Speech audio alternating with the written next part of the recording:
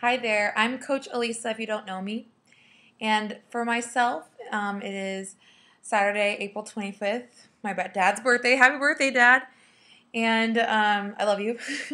But I really also wanted to share not only my love for my father, but a story and reflections about my personal journey with self-body image and body shaming, and a part of where I personally need to heal, and I think maybe you can relate, especially if you have been in the music or opera scene before. Like, that is my past. If you don't know that about me, I studied opera in college and pursued that after college for a few years, and um, I've been reflecting a lot on what my intention is in my relationship with my own personal fitness regime, my own eating patterns, and my mindset with food.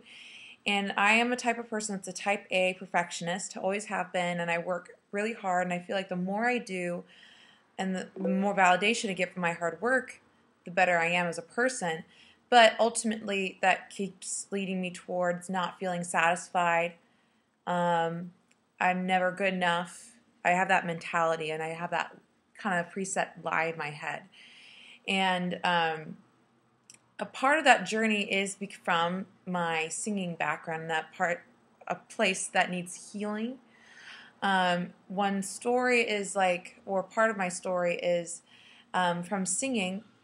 You are do a lot of vocal competitions, and that's just a part of the journey, and a lot of auditioning in these competitions to help you audition and get the job and win money, and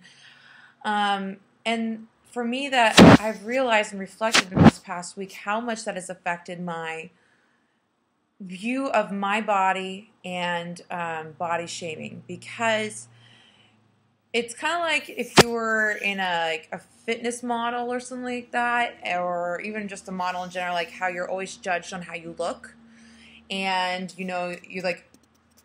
and in the fitness body competition world or something like that, this could be relating. You're always looking at oh, your body block could be better, or your glutes weren't high enough, or I don't know, your boobs aren't big enough. I don't know for women, but you are in that world. You would be hyper critiqued for your actual physicality of your body and the musculature of your body and composition, and that can be damaging for the mindset of your own body. But I've realized how similar that is from my world, my competition world in singing, because I have been hyper critiqued vocally, and that can be so harming to your mindset of yourself, because you are your instrument. Your body is your instrument, is your art form, and you're trying to share this part of you that is so vulnerable and young, especially when you're in college. You're just trying to figure it out, and you're constantly coached and told what to do, what not to do, how to do it. You're doing it wrong. You're doing it wrong. No, no, no. Do it this way. Do it that way. And so you're training yourself to just trying to filter all this information and about what to do with this little tiny thing you can't even see in there.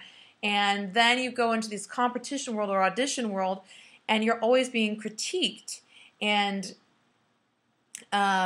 basically be told you're really absorbing it, you're a piece of shit.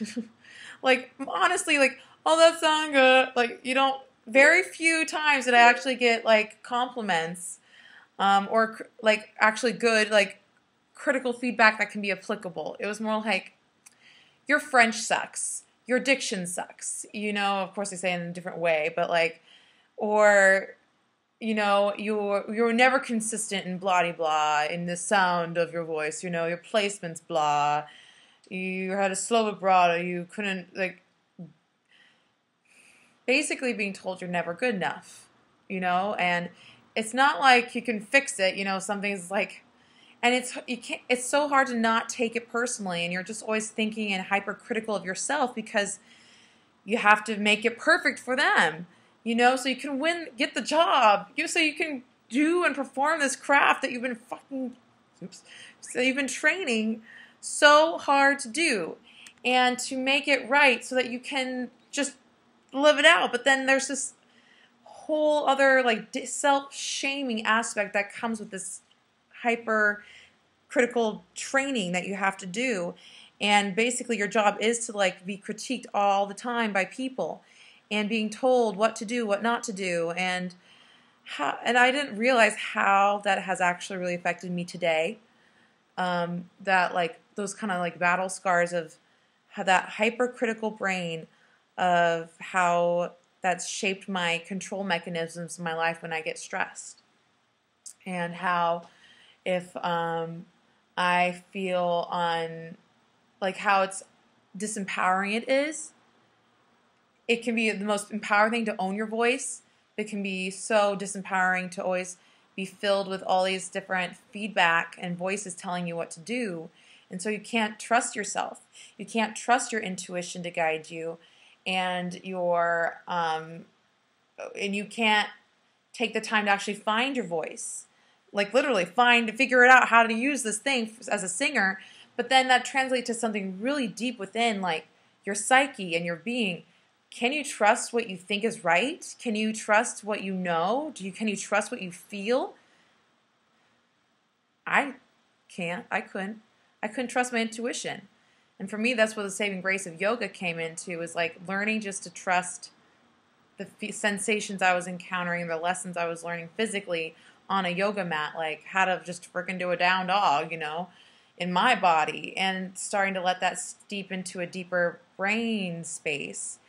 But I can tell, like today, like, guys, I'm not perfect. I have a lot of scars and healing spaces that need to be dealt with. And probably you do too. And I want to share that we're on this journey together, and we all are broken beings in different ways.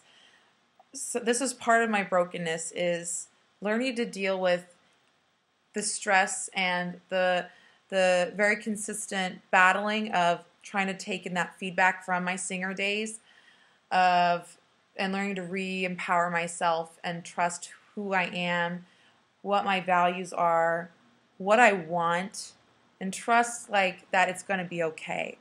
And I realize, and I can see now, I'm building, and it's important to build the awareness first so you can take the steps and find the people in the community that will help you take a forward motion into your healing process. But to build that awareness of like, what is my mindset? What is my underlying fear that's holding me back and making me want to control in certain ways and certain habits that are disserving? I have a big issue with food.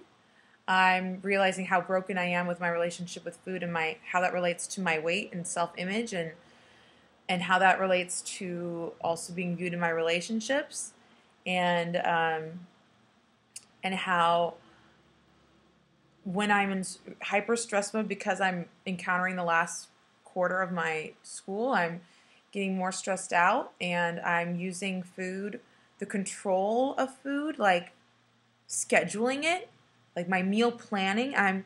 It can be a healthy thing to build in that discipline, just so you're eating more real foods, more whole foods that are nourishing.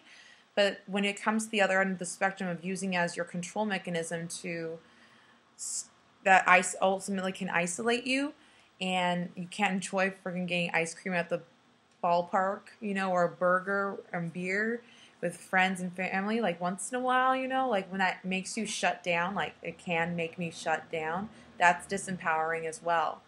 And it's a big spectrum of just brokenness. One is more OCD, type A. One's like, I don't give a bleep, and just having no awareness at all. One's hyper aware and one's completely unaware. And we need to find that place of like, all right, what's going on? What is serving me? What is disserving me? What is helping me actually cultivate a loving, kind relationship with myself, my self-image, and my healing process, so that I can bring that forth and pay it forward to other people in my relationships with other people.